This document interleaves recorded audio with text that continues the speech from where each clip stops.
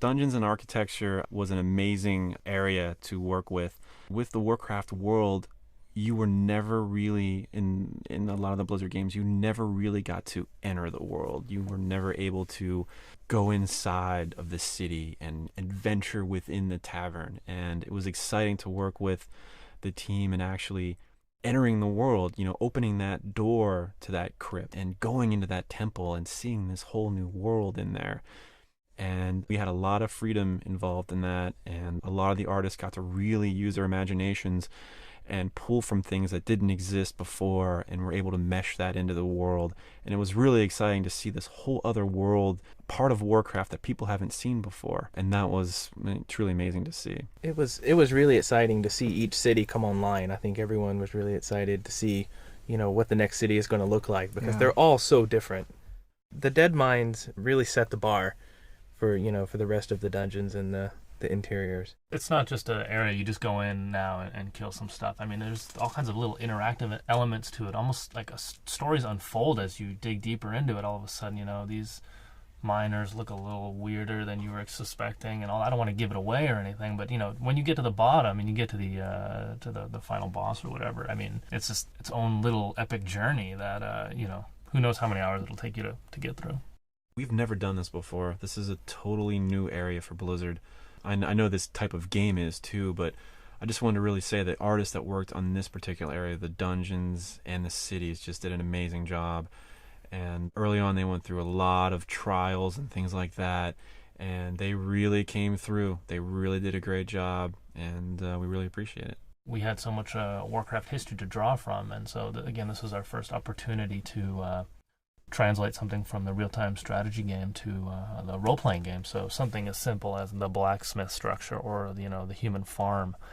Instead of the top-down little piece of art that you're used to seeing, we had to design it all, the building, the structures, what the signs outside of it look like, how someone can tell that they're in front of a blacksmith, placement of anvils and tools, and the layout of the interior of the building, what's functional.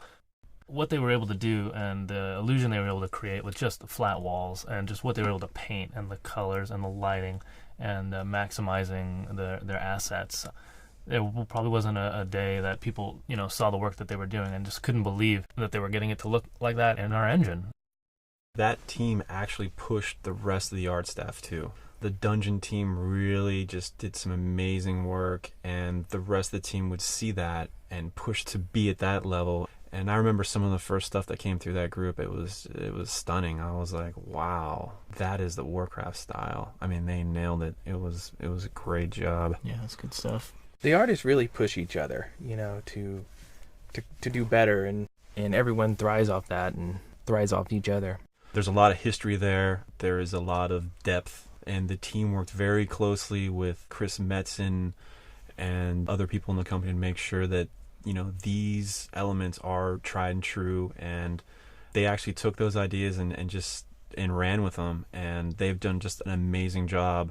They're very, very particular about, gameplay. It was pretty exciting to see that. I'd say early on with our dungeons too, it was difficult to get that organic look. We tried a number of different programs early on, different methods of building, and ultimately we got it, but it was definitely a challenge.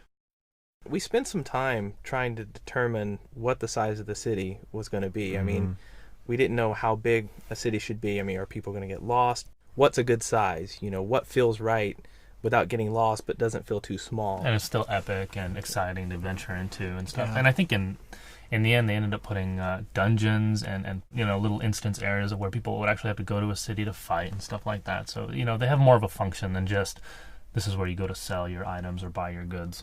In my mind, I can look at some of the dungeons that I'm just thinking about right now, and I'm just clearly just the definitive look they have for the Night Elves is so different than the humans. Just the lighting values and the color schemes are different, and how more organic the Night Elves are than the humans. And it's like, yeah, you can relate more to the humans, but when you see that orc, city of Orgrimmar, it's just like you just want to explore that.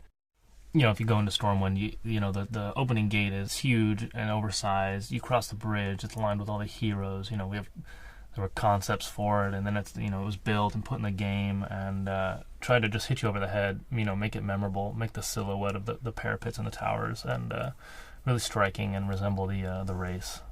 I think another big thing too is everyone has their favorite city, whether it's the Undercity or Stormwind or Ironforge or Orgrimmar or Darnassus. We want all the cities to be on the same level. Obviously we wanted Ironforge to be super memorable, and we wanted Darnassus to be exactly that too. And it was kind of funny to see how people were like, they would rank all the cities, and then, this one would move up a couple rankings, and it's nice to see that, all the cities really just turn out fantastic. I mean, and we have Thunder Bluff, too. I forgot about Thunder Bluff, yeah. Massive sort of mesa structure, actually, which is just beautiful. Exactly. I mean, just when you think dungeon is this dark hole in the ground, you go to a city like Thunder Bluff, and it just blows you away, because it's just not what you expect. I mean, you don't expect to see giant windmills and these just amazing looking architecture, these teepees, and it's just, I mean, totems and big, yeah, it's really a treat to see. I know a lot of time in development, you work on a project like this for a long time,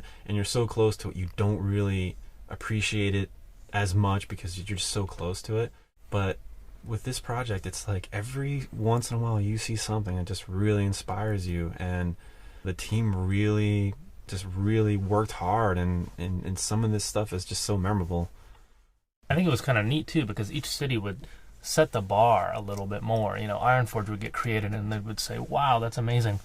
I think we should go back and revisit Darnassus now." And then we'd spend weeks on redoing Darnassus or parts of it, and then they would come back and go, Orgrimmar could really use some touching up now. And it was constantly, I mean, even, we're getting close to shipping or whatever, and we're still revisiting the cities. We're still constantly just keep outdoing each other. And so it's this great cycle in the end. It's just going to, make for a more fantastic environment. I think that's true for the whole game. This is a game of iteration. I mean, everything has been touched and retouched again and again to make it better and better.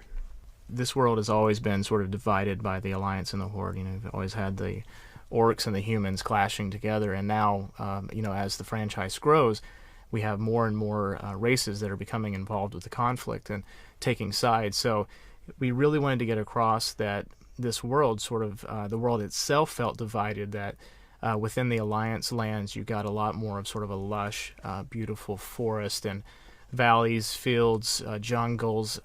It's very colorful and beautiful most of the time. You'll find this very inviting and warm.